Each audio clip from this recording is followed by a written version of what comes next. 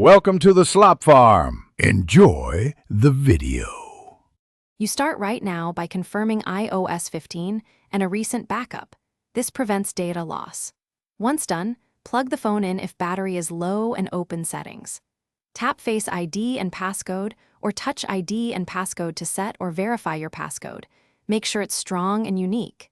Next, enable attention-aware features for Face ID if available so lock screen behavior is consistent. These steps prepare the device so the lock screen changes apply immediately and reliably. Now focus on how the lock screen behaves. Set auto lock to balance convenience and security. Shorter times reduce exposure.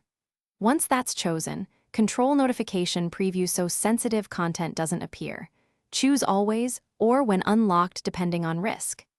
Make sure Today View and Control Center access on lock screen are configured under Face ID and passcode to prevent unauthorized quick access. Also verify widgets and shortcut arrangements so you can glance or act fast without unlocking.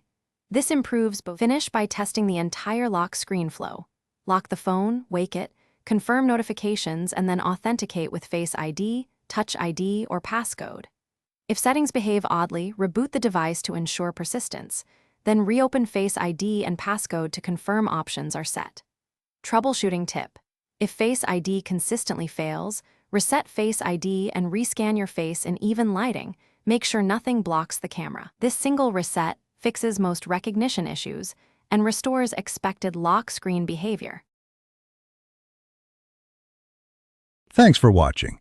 Consider subscribing if we helped you today.